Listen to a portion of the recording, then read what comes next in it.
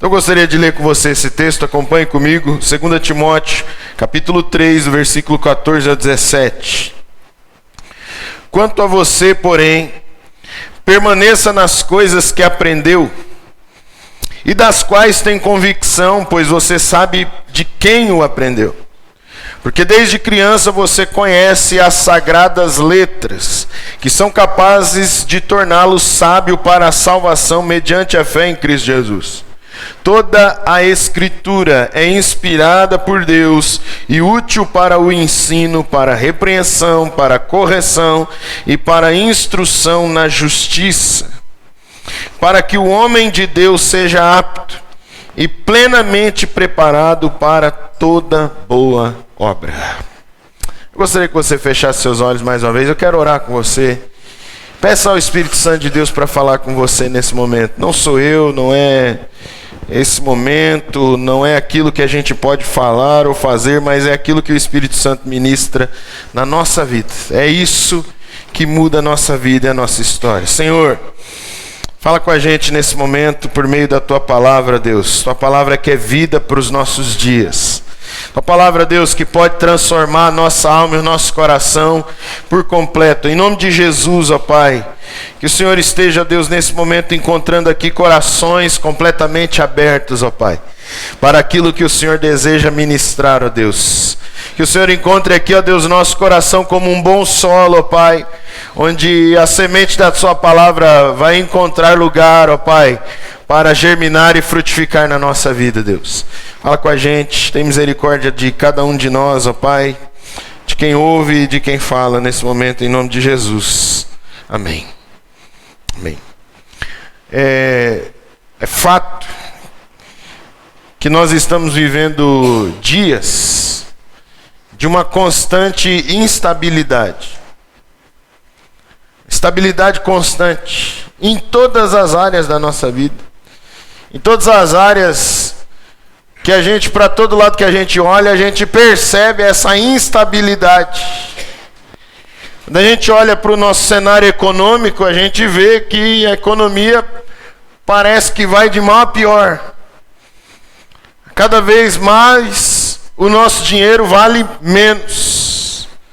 A gente olha para o cenário econômico e às vezes é desesperador o quanto é instável tudo isso. Mas para quem já caminhou um pouco mais na vida, para quem já viveu um pouquinho mais, parece que está vendo a história se repetir. Quem viveu aí nos anos 80, comecinho dos anos 90, sabe do que eu estou falando, porque já viu esse cenário acontecer. Poder de compra diminuindo, a inflação cada vez mais aumentando, e hoje nós vemos isso acontecendo nos nossos dias. Essa dificuldade nos nossos dias, quando você vai ao supermercado, por exemplo, e você sai de lá com o bolso vazio e com 2 sacolas apenas, né? E normalmente é uma só reforçando a outra. Que dificuldade! E a nossa economia parece que caminhando para um rumo muito difícil. Mas quando a gente tira os nossos olhos da economia e coloca os olhos no cenário mundial, a gente percebe essa instabilidade no nosso cenário mundial também. A gente vê as constantes tensões entre nações que vem crescendo, como a gente vê aí aquela guerra na Ucrânia, onde a Rússia invade a Ucrânia, ali com seus argumentos, a Ucrânia se defendendo com seus argumentos também, e esse povo entra num conflito bélico, entra em guerra, e aqueles que diziam que essa guerra vai durar 3 dias, e a gente já vai vendo aí essa guerra se arrastando por anos. Essa constante instabilidade. E aí a gente vê isso abalando outras nações. Parece que um efeito cascata vai acontecendo e todo mundo resolve brigar. A gente vê a China contra Taiwan, sempre se ameaçando um de invadir o outro. A Índia contra o Paquistão. Essa semana nós vimos aí o Camboja contra a Tailândia, disparando mísseis uns contra os outros. Sem falar no Oriente Médio, que é um lugar onde a gente percebe essa instabilidade. Você nunca sabe quando vai começar e quando vai terminar um conflito. Que dificuldade a gente olhar para o nosso cenário mundial assim. Mas aí quando a gente tira os olhos do mundo, a gente tenta focar os nossos olhos na realidade um pouco mais próxima, a gente olha para a política, e a política é terrível. Quando a gente encontra algum político que está fazendo alguma coisa muito boa, isso é super valorizado quando deveria ser algo perfeitamente normal. Quando deveria ser algo que todos deveriam estar fazendo, mas a gente olha para o cenário político e as pessoas se desesperam porque há uma instabilidade muito grande. Nós não conseguimos confiar na política. Nós não conseguimos confiar nos governos, e a gente não vê isso apenas a nível nacional ou a nível mundial, mas a nível local. A gente vê pessoas completamente desanimadas com a política. Isso acontece, gente, em todos os lugares. Mas talvez a gente olha um pouco mais perto e a gente vê também como o nosso cenário religioso há um constante desespero e um crescente desespero por essa estabilidade. Mas o que nós vemos também são pessoas decepcionadas com a religião. Pessoas que outrora pensavam assim, não, na religião eu vou encontrar um refúgio de tudo isso, de toda essa instabilidade, de todas essas promessas vazias. E aí a gente vê pessoas completamente decepcionadas com a religião. Pessoas que a cada semana procuram um novo lugar para cultuar, ou para uma reunião, ou para um movimento diferente, uma coisa que possa trazer uma verdade para a sua vida, e as pessoas vão se decepcionando.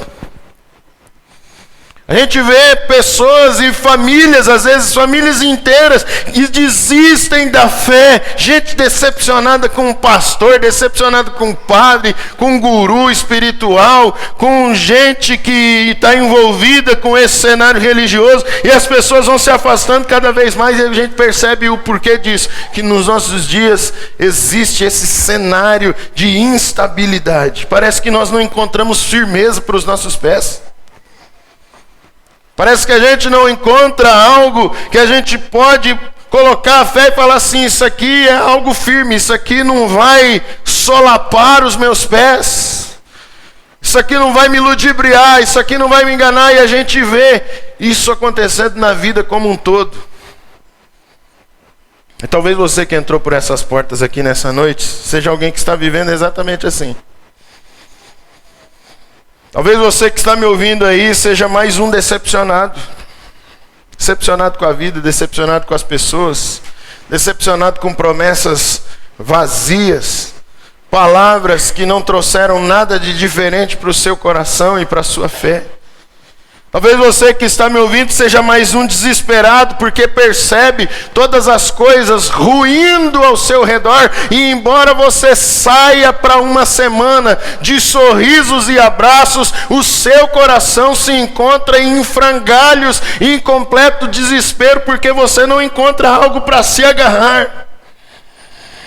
Talvez você que está me ouvindo aqui nessa manhã, ou nessa noite, aliás, seja mais alguém, mais uma pessoa que, embora participe do movimento da igreja há anos, seja alguém que esteja envolvido com aquilo que a igreja está fazendo há tempos, há anos, parece que no meio de todo esse tempo, você perdeu-se de si mesmo, perdeu o sentido de pertencimento, o sentido de propósito, e parece que você já não encontra mais uma resposta que seja plenamente satisfatória para as angústias que atingem o seu coração e a sua alma. Veja você que está me ouvindo aqui hoje, seja alguém que, embora participe dos cultos, você entra por essas portas com seu ânimo combalido, com a sua fé abalada, com seu coração às vezes angustiado, procurando uma resposta. Talvez você que está me ouvindo aqui seja mais um que tem gritado constantemente, para o mundo que eu quero descer. A mim já deu. Tanta instabilidade, tantas coisas acontecendo. Não encontro firmeza. E aí a gente percebe que o apóstolo Paulo está escrevendo esse texto que nós lemos em dias assim. Dias como os nossos. Ele está escrevendo a última carta da sua vida. E o apóstolo Paulo sabe que ele vai sair de um lugar que ele está, numa prisão romana. Ele está preso por causa da pregação do evangelho. E ele sabe que ele vai sair dessa prisão romana para a morte, para o martírio. Duas pessoas no Novo Testamento, o Senhor Jesus revelou que a partida deles estava próxima. Foi Pedro e o apóstolo Paulo, e ele faz questão de relatar isso nessa carta. Ele diz lá no final: olha, o tempo da minha partida está próximo. Está chegando o dia de ir embora. Está chegando o dia de deixar essa existência. E nessa carta ele dá algumas instruções para um jovem pastor chamado Timóteo, que está assumindo a dirigência da igreja na cidade de Éfeso. E ser pastor na igreja de Éfeso não é uma tarefa simples, porque ele estaria substituindo nada mais, nada menos que o apóstolo Paulo. E Paulo oferece aqui algumas instruções a esse jovem pastor que vai passar por momentos de desafios, momentos difíceis, que vai enfrentar barreiras, que vai enfrentar problemas, que vai enfrentar situações de instabilidade, onde ele não vai ter algo para se escorar, algo para colocar os pés. Ele vai passar por momentos em que ele achava que a coisa seria de um jeito e de repente aconteceu de outro. E Paulo vai mostrar onde é que ele precisa pôr a sua fé e a sua firmeza, para ele não desistir, para ele não desanimar. O Timóteo, eu disse de manhã que é um consolo, né? Timóteo, algumas pessoas não queriam ouvir aquilo que ele tinha para dizer, porque ele era um pastor muito jovem. E o jovem aqui nesse contexto é na casa dos 40 anos. Console-se, olha que benção. Jovem. Jovem demais. Esse menino não tem muita coisa para ensinar para a gente. Imagine você substituir o apóstolo Paulo e ter que ensinar numa igreja onde as pessoas não queriam ouvi-lo porque você é jovem demais. Você não tem nada para me ensinar. Outras pessoas estariam ali no contexto da igreja e não estariam nem aí para aquilo que ia ser ensinado, não estavam nem aí para aquilo que ia ser pregado naquela igreja, mas continuariam participando da vida da igreja e dizendo-se cristãos e vivendo de qualquer jeito. E continuam dizendo: não, mas eu sou cristão e eu sou daquela igreja lá, onde o Timóteo é pastor. Dificuldades. Momentos em que ele olharia para a igreja e pensaria assim: não, está tudo bem, o pessoal está aprendendo, o pessoal está caminhando, está tudo ok, parece que está tudo certo. E de repente se levantariam dentro dessa igreja falsos mestres com falsos ensinos. Imagina você, Timóteo, ensinando a igreja, instruindo a igreja, e no caminho para casa as pessoas conversando, falando assim: não, mas não é nada do jeito que o pastor Timóteo falou, é tudo diferente. Desmantelando tudo aquilo que foi ensinado. Timóteo enfrentaria situações assim, porque a vida da gente é cheia de instabilidades. Mas é aqui que entra a instrução do apóstolo Paulo. Ele começa dizendo assim: Timóteo, você precisa permanecer naquilo que você aprendeu. Você precisa de estabilidade, Timóteo. Você precisa de algo que seja estável. Permaneça naquilo que você aprendeu, Timóteo. Ou seja, é como se o apóstolo Paulo estivesse dizendo assim: não arrisque pisar caminhos escorregadios, Timóteo. Não arrisque pisar onde você sabe que corre o risco de você entrar por um caminho sem volta. Não arrisque, Timóteo, confiar nos sentimentos da sua alma, porque os sentimentos da sua alma oscilam. Eles mudam. Não confie no sentimento e nas expressões de emoção daquilo que está acontecendo na sua alma. Não tome decisões, Timóteo, quando você estiver com raiva. Não prometa, Timóteo, as coisas para as pessoas quando você estiver muito alegre. Porque isso são estados da alma, e o estado da nossa alma, eles podem variar. Então você não pode colocar sua confiança nisso. Timóteo, não coloque a sua confiança exclusivamente no ser humano, porque o ser humano é oscilante. O ser humano, ele não tem uma estabilidade completa. Não pode colocar sua confiança no ser humano, Timóteo. É como se o apóstolo Paulo estivesse dizendo para ele e para nós aqui nessa noite: a estabilidade que você precisa para caminhar bem na sua vida e perto de Deus está na palavra dele. Se você precisa de algo estável, se você precisa de algo que vai trazer firmeza para a sua vida, se você precisa de algo para confiar completamente, sem medo de ser feliz, esse algo é a palavra de Deus. Porque essa palavra não muda. Porque essa palavra é vida para os nossos dias. A Bíblia é um meio de se aproximar de Deus e de ser transformado por Ele. A Bíblia é esse meio. E em meio a tanta instabilidade, nós podemos encontrar na palavra a estabilidade que nós precisamos para colocar a nossa fé e a nossa confiança sempre. Porque essas promessas não falham. Mas quando a gente fala da Bíblia, talvez a gente comece a levantar no nosso coração alguns questionamentos. E eu queria compartilhar com você a respeito destes questionamentos, que talvez você já fez ou você tem feito, questionamentos que eu também já fiz, que são questionamentos legítimos, mas que trazem respostas também ao nosso coração. Um dos questionamentos que a gente pode fazer e ajuda a gente a entender muita coisa, você pode anotar isso aí no seu esboço. O primeiro deles é: por que eu deveria confiar na Bíblia?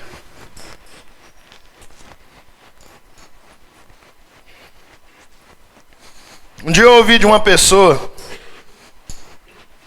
ele era um grande simpatizante da causa da igreja, mas ele não se envolvia com a igreja de jeito nenhum. E um dia eu falei: por que você não se envolve com a igreja? Ele falou assim: porque eu não acredito na Bíblia. E o que vocês falam lá é só da Bíblia. Eu gosto das coisas que vocês fazem pelas pessoas e tal, mas eu não acredito na Bíblia. Eu falei: por que você não acredita na Bíblia? Ele falou: porque a Bíblia foi escrita por homens. E como ele era uma pessoa bem chegada a mim, eu falei assim: ô mestre, mas a Bíblia tinha que ter sido escrita por homem, por girafa não ia dar, né? Aí ele deu risada. E por incrível que pareça, ele falou: sabe que eu não tinha pensado nisso? Mas talvez você já fez esse questionamento: por que eu deveria acreditar na Bíblia? Por que eu tenho que acreditar no que está escrito lá?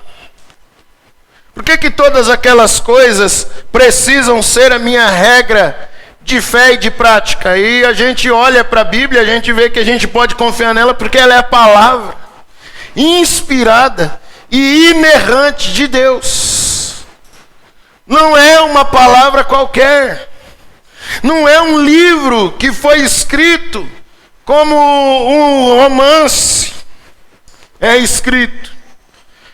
Não é um livro que foi escrito para entretenimento, como a gente vê livros extremamente famosos e consagrados que oferecem sim um certo entretenimento para o nosso coração. Mas a Bíblia não é isso. A Bíblia é muito mais do que isso. A Bíblia é uma palavra inspirada por Deus. É algo de Deus para o nosso coração, é algo de Deus para a nossa vida, é algo de Deus para os nossos dias, é algo de Deus para as nossas decisões, é algo de Deus para dentro da nossa alma, é palavra do Espírito Santo falando diretamente com a gente. A palavra inspirada de Deus, uma palavra inerrante, uma palavra sem erros, uma palavra de acerto para a nossa vida, uma palavra em que a gente pode confiar. Esse versículo 16, o apóstolo Paulo é assertivo em dizer isso. Ele diz: toda a Escritura é inspirada por Deus. Por Deus. Não é uma causa levantada pelos homens. Não é um livro escrito por um homem, por um indivíduo apenas, visando fortalecer os seus pensamentos. E é aqui que a gente vê que a gente pode confiar na Bíblia também, porque ela é historicamente confiável. Meus irmãos, só dos manuscritos que a gente tem, desde ali o primeiro século, são mais de 5.300 manuscritos. E tem manuscrito do primeiro século, do século III, do século IV, do século V. Tem muitos manuscritos que o povo ia repassando ali as cópias das Sagradas Escrituras. Sabe o que é mais interessante? Tem manuscrito aí do século XII, em que os copistas iam fazendo ali as cópias da Bíblia para passar para frente. O mais interessante é que não há divergências. Desde os primeiros até os mais recentes, não há divergências. A palavra ela continua sendo a mesma, porque a ideia da palavra de Deus é Deus falar diretamente ao coração do ser humano. Não é só levantar uma bandeira e uma causa de uma religião, é relacionamento de Deus para com as nossas vidas.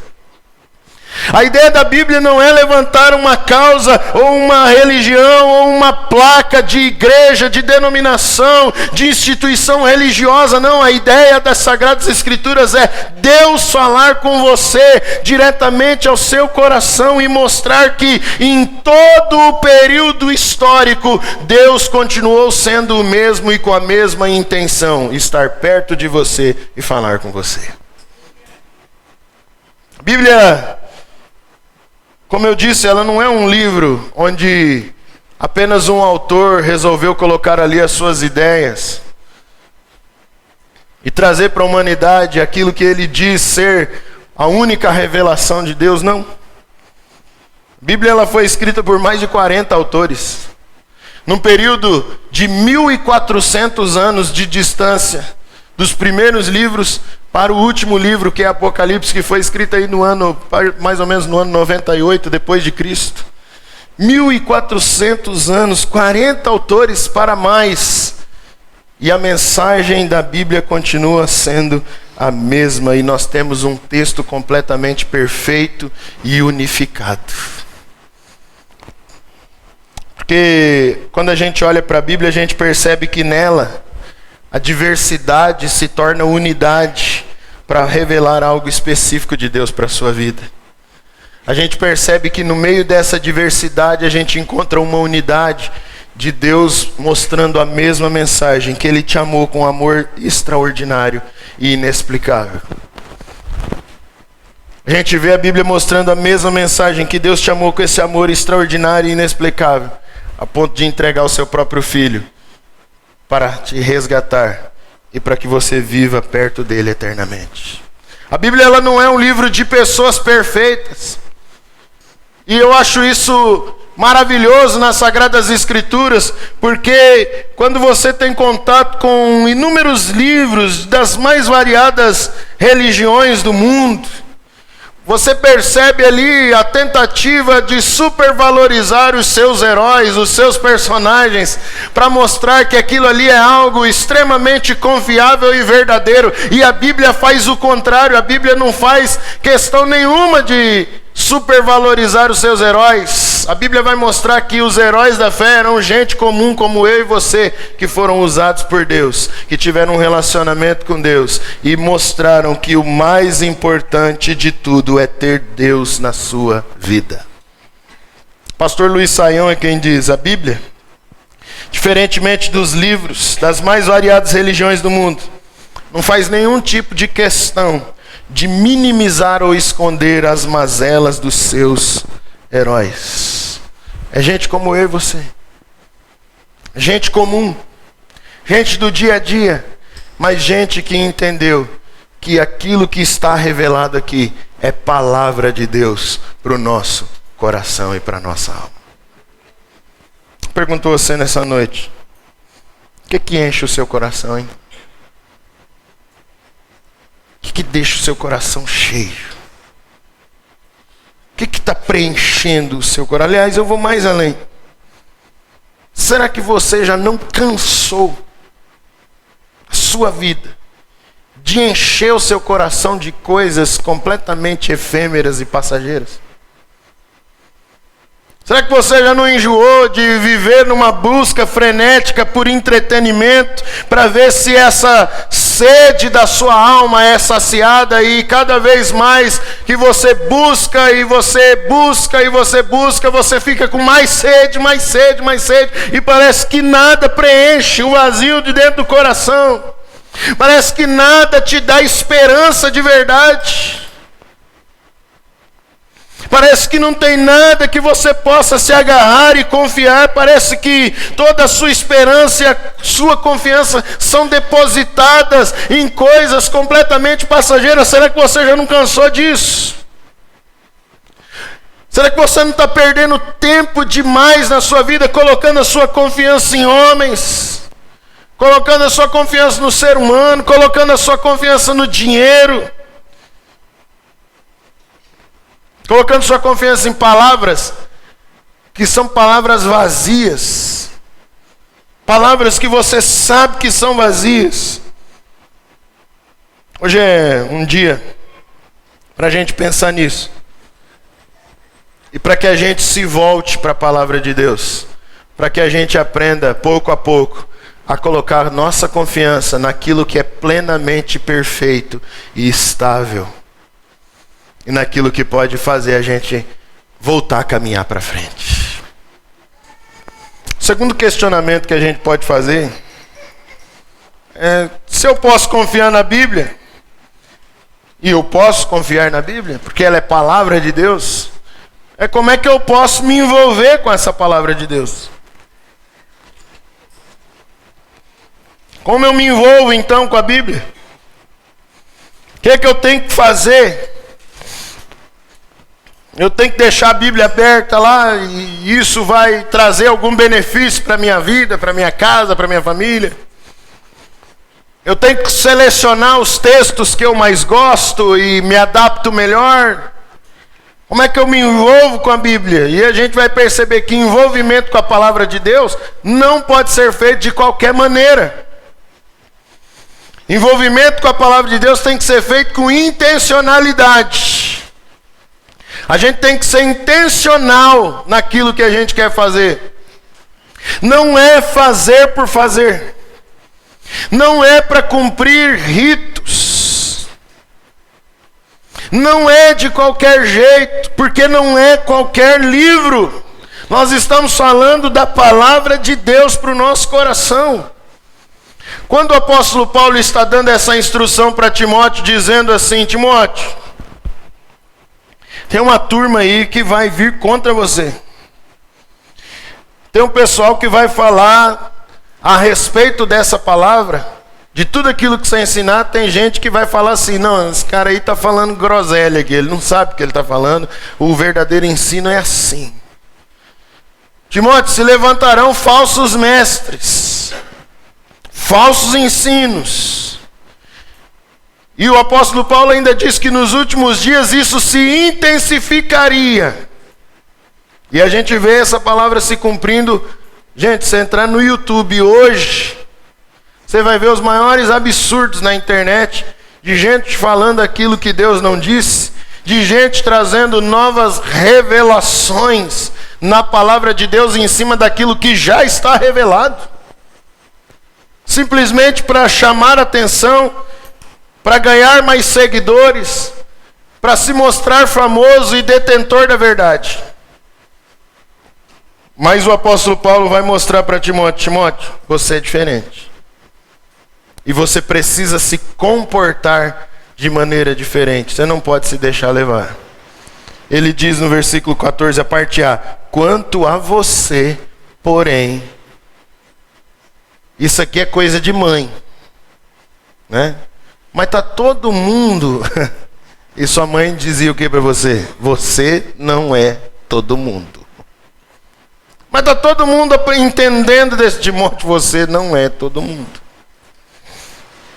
Quanto a você, porém, permaneça.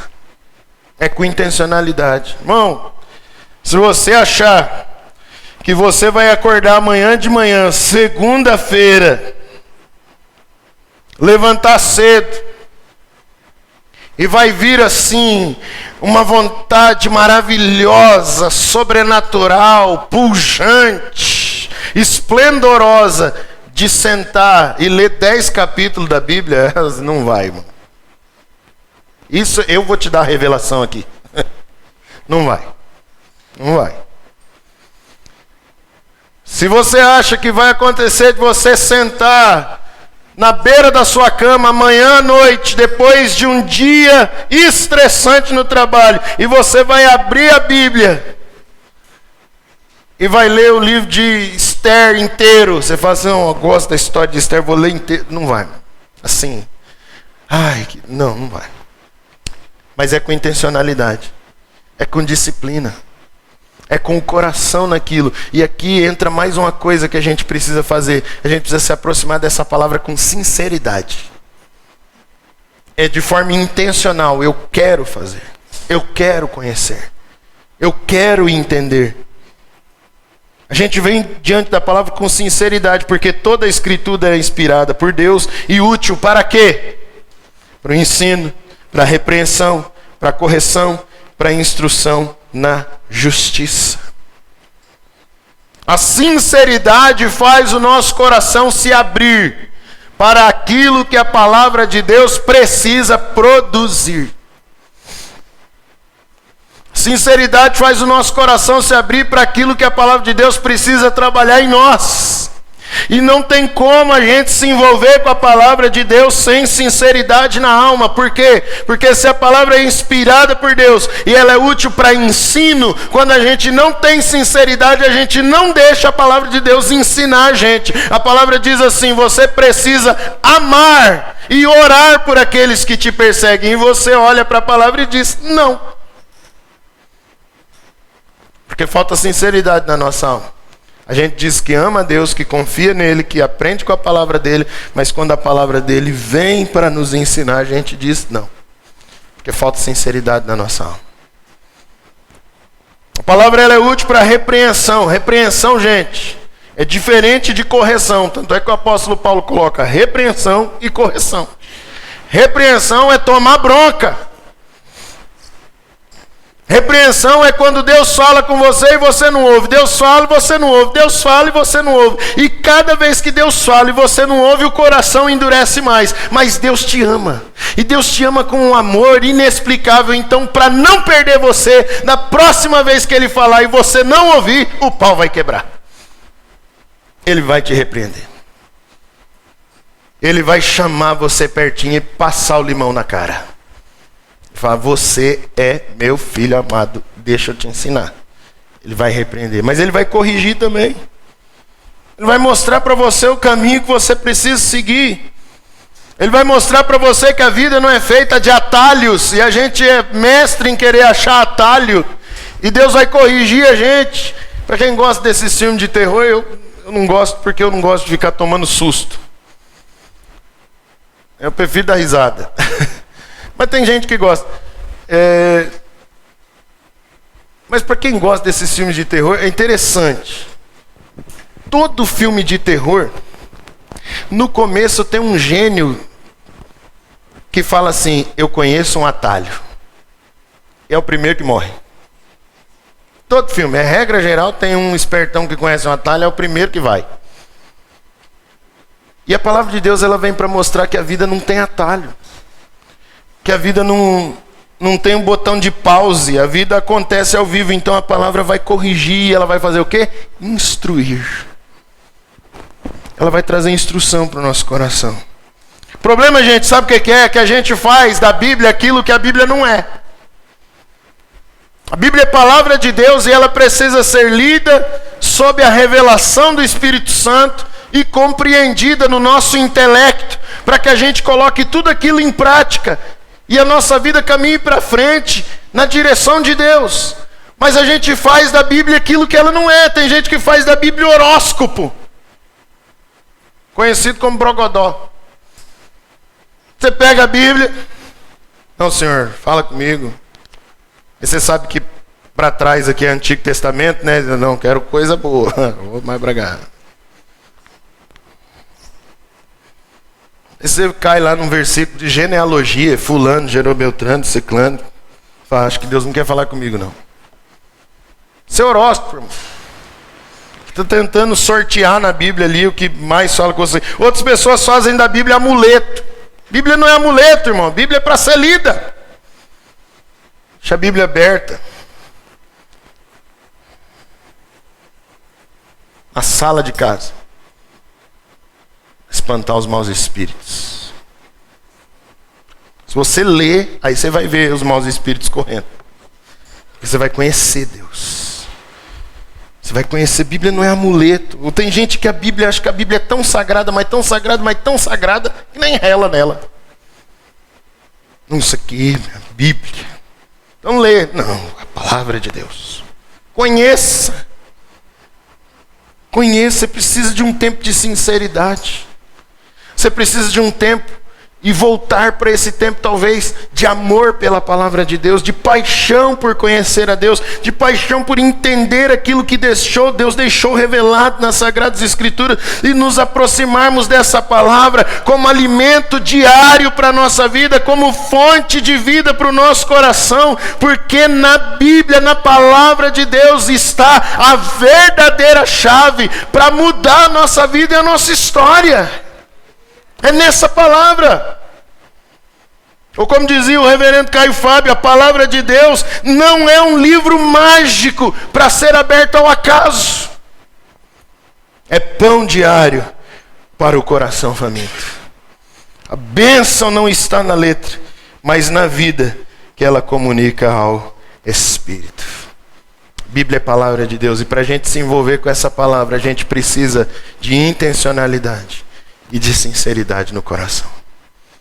Por último, último questionamento que você possa fazer, talvez, é pensar, se eu posso confiar na Bíblia, e eu tenho que me envolver com ela com sinceridade, com intencionalidade, então o que ela faz em mim?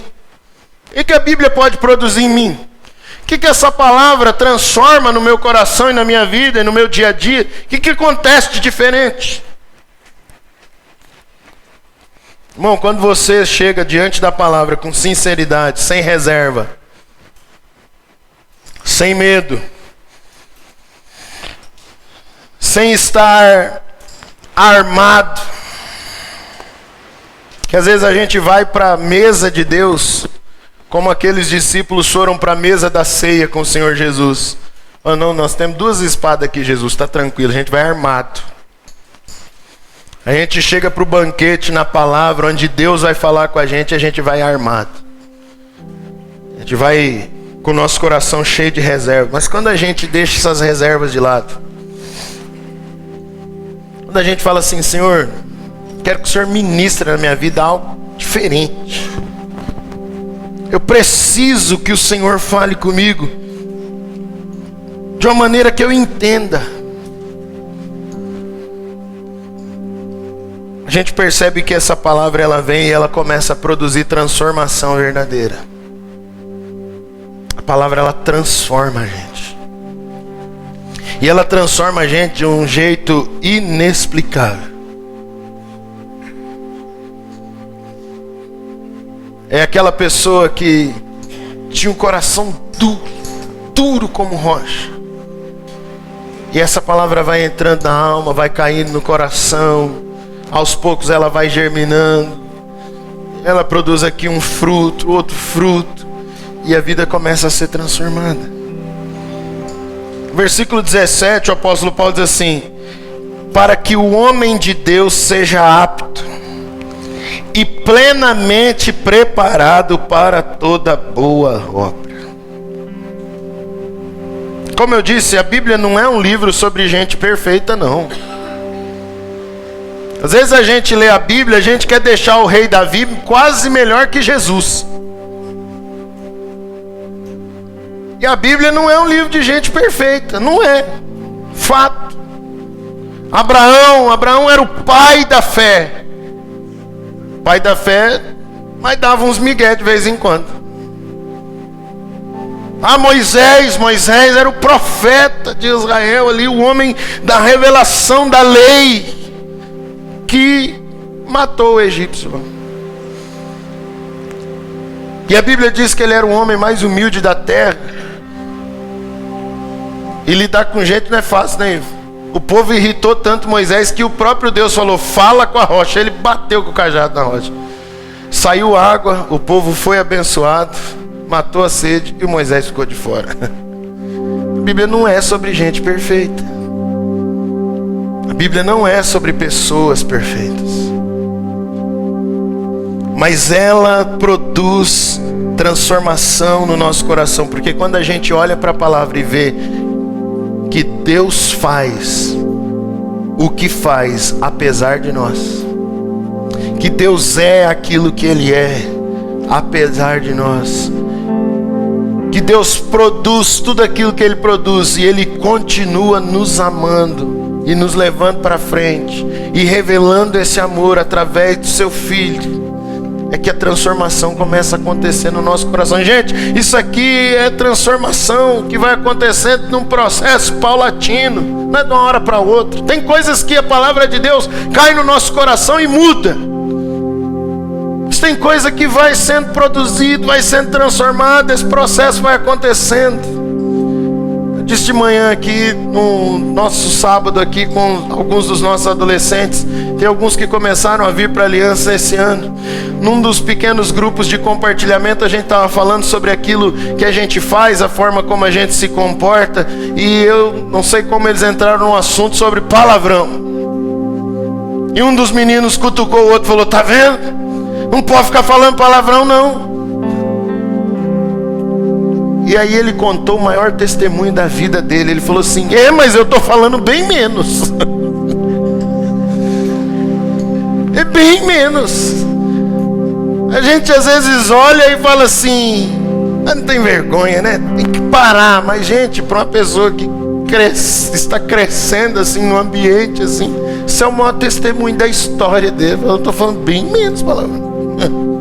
Isso é transformação. Isso é palavra entrando na alma da gente. Você quer ser apto e plenamente preparado para toda boa obra. E toda boa obra aqui, gente, não está falando de obras boas que a gente pode fazer em relação à vida das pessoas. Está falando de toda obra, ou seja, da vida. Da vida. Da forma como você vive a vida, a forma como você negocia, a forma como você compra, a forma como você vende, a forma como você trabalha. Toda boa obra. Falando da vida. Você precisa da palavra, porque essa palavra também ela produz sabedoria. Olha o que o apóstolo diz no versículo 15: você conhece as sagradas letras que são capazes de torná-lo sábio. Essa palavra produz sabedoria na nossa vida e no nosso coração. Gente, sabedoria é completamente diferente de conhecimento, que é completamente diferente de inteligência. Tem gente que não precisa estudar muito, mas a inteligência da pessoa assim, é uma coisa incrível. A pessoa aprende rápido as coisas, inteligentíssimo. Se ele associar isso ao conhecimento, vira um monstro sagrado, diga-se de passagem. Mas às vezes falta sabedoria. Tem gente que tem um conhecimento assim, formidável. Conhecimento formidável, uma coisa maravilhosa. Talvez não é tão inteligente, mas é alguém extremamente dedicado. E por causa disso, seu conhecimento é amplo. Mas às vezes falta sabedoria. E o que a palavra vai dizer é que quando a gente conhece, quando a gente bebe dessa fonte, quando a gente mergulha nessas águas maravilhosas da palavra de Deus, o que vai ser produzido em nós é sabedoria. Sabedoria vai fazer a gente aprender a caminhar melhor. E a fé, ela vem pelo ouvir e ouvir a palavra de Deus, e isso vai produzir em nós salvação em Cristo. Essa palavra é capaz de produzir essa salvação tão maravilhosa, porque nós começamos a conhecer Cristo, e quanto mais nós conhecemos, nós confiamos, e é aí que a gente deposita a nossa vida e a nossa fé e a nossa confiança somente nele, porque não há outro que possa nos salvar a não ser Cristo Jesus, o nosso Senhor. Essa palavra diz, essa palavra, ela tem poder para te tornar sábio para a salvação.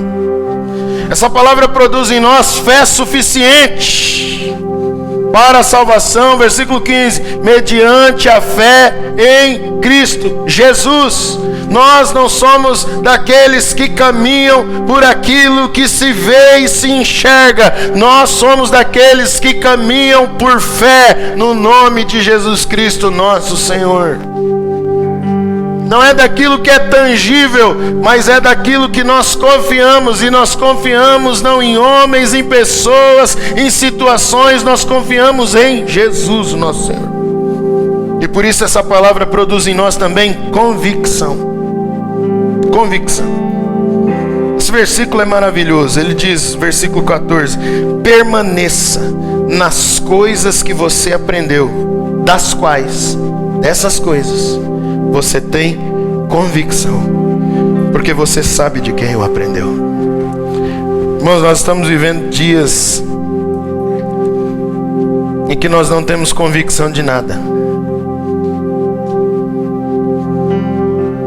Cada dia nós somos surpreendidos por alguma coisa, e por isso a nossa convicção vai indo por água abaixo. E isso vai entrando no nosso coração de um jeito que a gente começa a duvidar de tudo, até mesmo da nossa fé, da palavra, do nosso Deus. Nós não deixamos de ir à igreja e de participar das celebrações porque a gente tem vergonha dos irmãos ficar perguntando por onde você tem andado.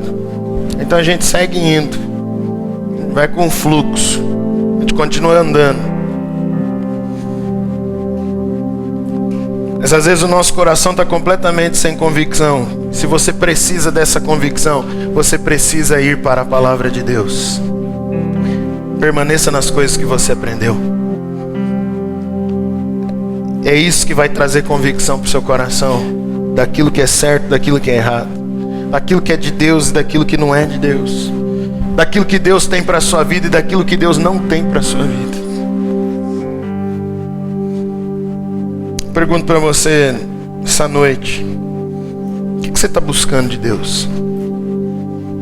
Isso é uma coisa para você responder com sinceridade para o seu próprio coração.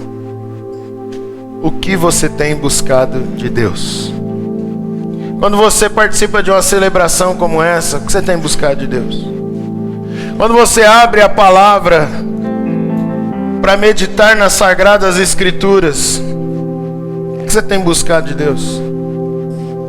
Quando você vem a uma reunião de oração, como nós temos todas as terças-feiras aqui, às 20 horas, momento maravilhoso de oração, aproveitar para fazer o merchandise, 19 horas, 20 é outra turma da campanha, que embala. Se você quiser embalar também, irmão, vai, estamos com você. 19 horas. Quando você vem para um momento de oração como esse, o que você está buscando de Deus? Você precisa fazer essa pergunta para a sua alma e para o seu coração, sabe por quê? Porque talvez a resposta que você tanto procura está mais próxima do que você imagina. Talvez você está procurando em pessoas, em lugares.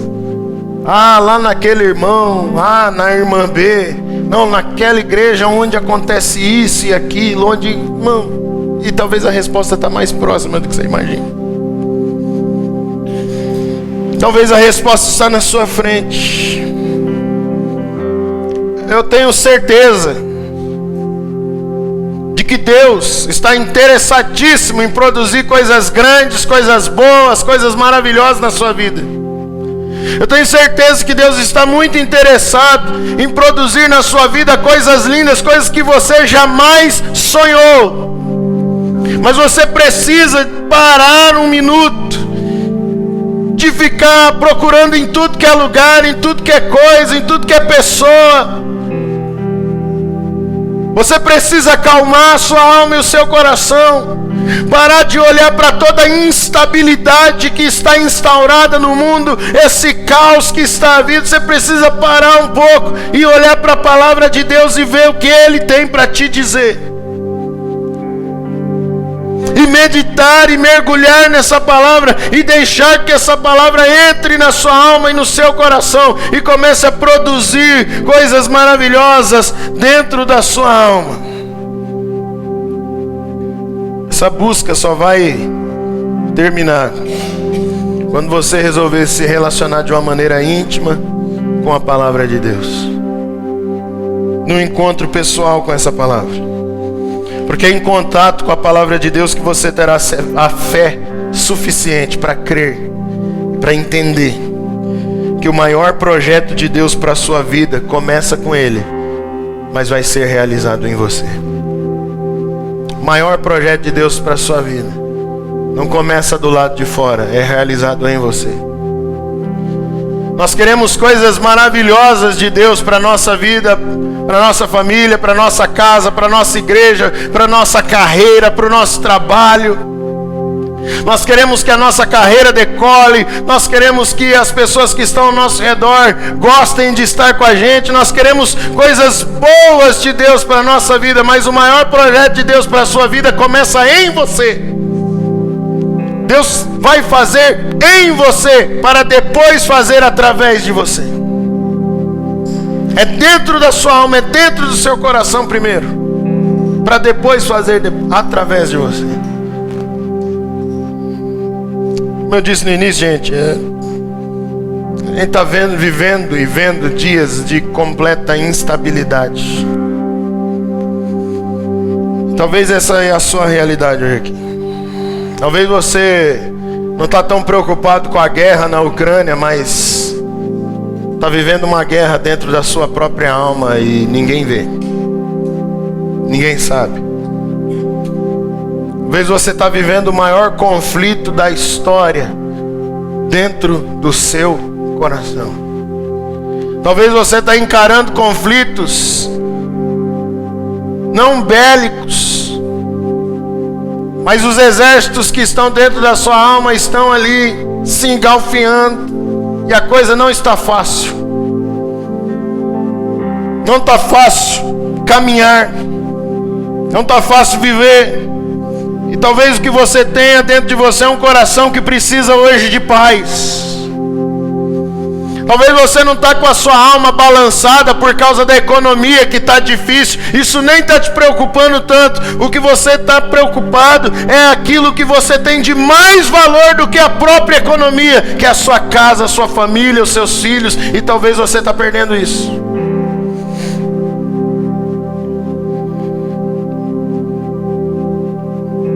Talvez você que entrou aqui nessa noite não seja alguém que de fato está decepcionado com as pessoas, com a igreja. Você diz assim, não, eu até gosto. Talvez a sua maior decepção seja consigo mesmo. Talvez você não consegue se perdoar. Talvez você não consegue se resolver. Talvez você não consegue, dentro dos caminhos do seu coração, encontrar uma saída que te seja satisfatória. Talvez o seu problema não está com a religião. Talvez o problema está dentro do seu coração e da sua alma, que não consegue mais expressar fé. Dizer que tem fé. Daquilo que crê. Daquilo que está convicto. Por quê? Porque a sua alma almeja por algo que seja firme. Algo que você pode colocar os pés e dizer, aqui eu encontrei uma rocha para a minha vida. Talvez você almeje por preencher esse vazio que está aí dentro. Isso que te angustia, isso que te faz chorar, isso que te faz perder noites de sono. Talvez o seu espírito seja o de alguém que deseja se agarrar em alguma coisa e falar, aqui eu posso depositar minha confiança. E esse algo, sem sombra de dúvida, é a palavra de Deus. Talvez você cansou de promessas vazias. Hoje é dia de você se agarrar às promessas de Deus, porque elas não falham, elas não murcham, elas não acabam, elas não têm prazo de validade, elas continuam firmes e operantes para todo sempre. Essa palavra é vida para os seus dias. Por isso, meu irmão, em nome de Jesus, chega de apenas sobreviver. Talvez você está caminhando e só sobrevivendo a vida. Hoje é dia de você passar a viver espiritualmente. Eu gostaria de convidar a ficar de pé, por gentileza.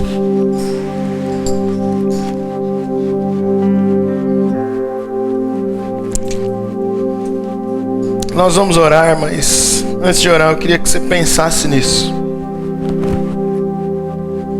Que você pensasse nisso com toda a sua alma, com todo o seu coração. Essa palavra é a palavra de Deus para você.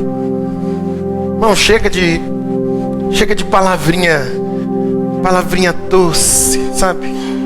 Para de ficar procurando palavrinha doce para ficar deixando o seu coração quentinho. Chega de viver de aguinha com açúcar, que é docinho, gostoso, mas não serve como fonte de alimento. Não tem sustância, não te sustenta no decorrer da vida e no batidão dos dias. Você precisa de palavra de Deus.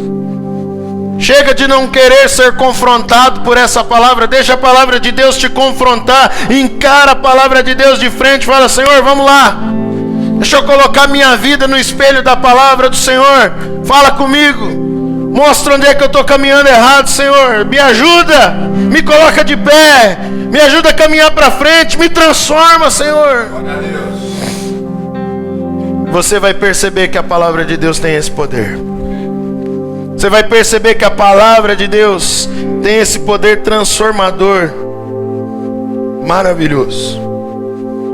Ao ponto de você, talvez como o reformador Martinho Lutero, quando estava acontecendo todo aquele momento da reforma protestante, algumas pessoas falaram assim: Lutero, que coisa maravilhosa, que revolução você está fazendo.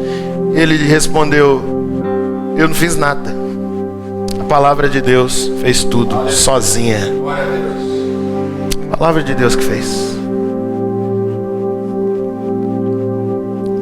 Chega de andar longe, irmão. Chega de andar longe.